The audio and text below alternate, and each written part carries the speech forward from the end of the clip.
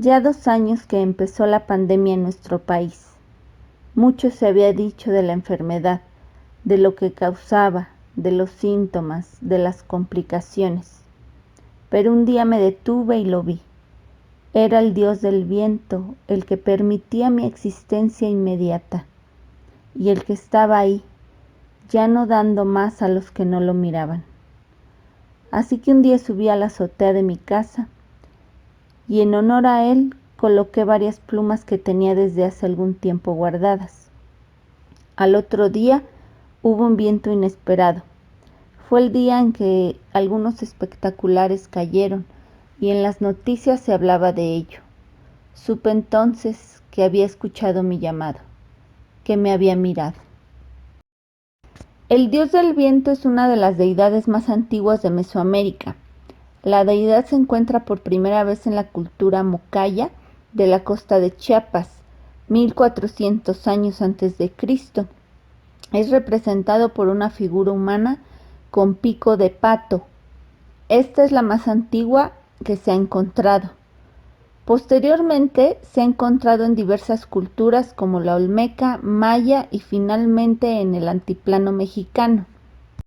Se asocia al concepto de alimento alma, que mantiene la vida y termina al morir. También a la música perteneciente al aire, así como de los aromas. Además de esto, la importancia del dios del viento radica en que es responsable de remontar la humedad para crear las nubes y así propiciar la lluvia para el crecimiento de nuestro alimento básico, el maíz, y claro, para todo el alimento existente. En varias culturas mesoamericanas se enfatiza el papel desempeñado por los dioses del viento en los mitos cosmogónicos, donde aparecen como los autores de la Génesis, al mismo tiempo que participan activamente en la conservación y en la marcha del cosmos. Es el principal agente del dinamismo de los sistemas meteorológicos, además de ser el actor principal de la oxigenación de los océanos y de los lagos por la agitación de las superficies. La mitología náhuatl narra que el dios del viento estuvo en el origen de la alternancia entre el día y la noche.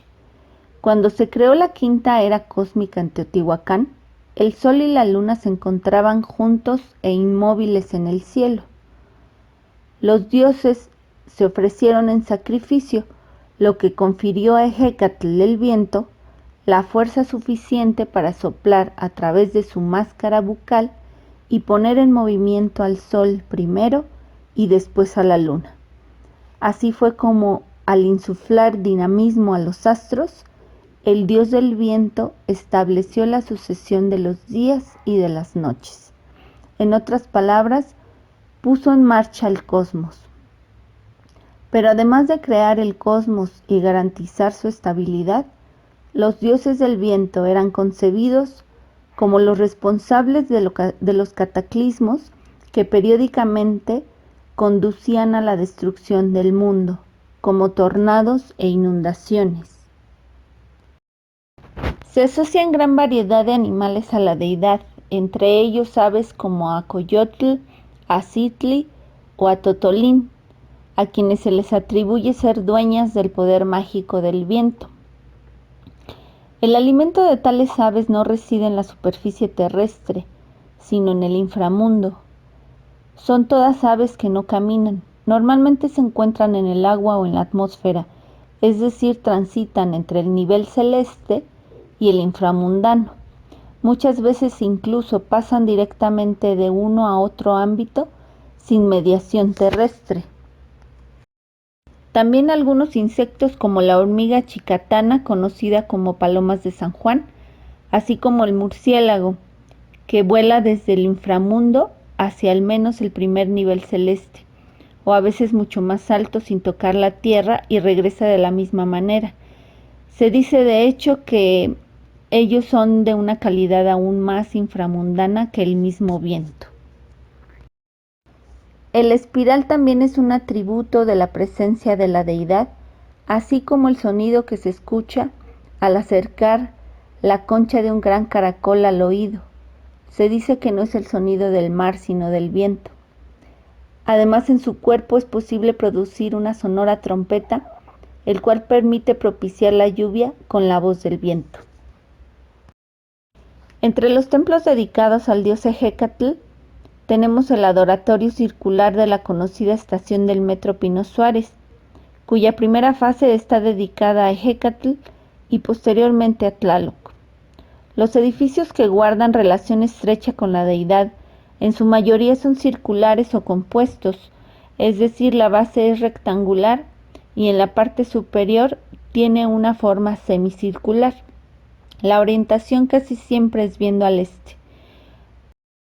Otros de los lugares donde podemos encontrar una arquitectura dedicada al dios Ejecatl es en el Corral en Tula, en Tecuaque, Tlaxcala, Calixtlahuaca, Acosac y Malinanco en Estado de México, entre otras. Una particularidad de estas estructuras es que se tenía acceso por una puerta con forma de fauces de serpiente, como lo relata Fray Juan de Torquemada.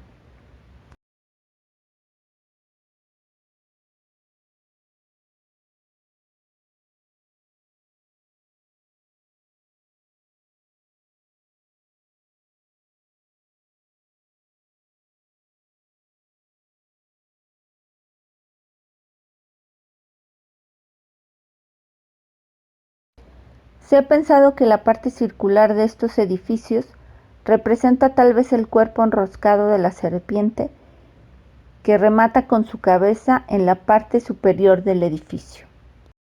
Pues hasta aquí el video, espero te haya gustado, que te aliente a buscar más sobre la deidad, que siempre tengas en tu corazón el primer aliento de tu vida, que nos permita seguir existiendo en este mundo, que siempre sople para limpiar nuestras almas. Gracias.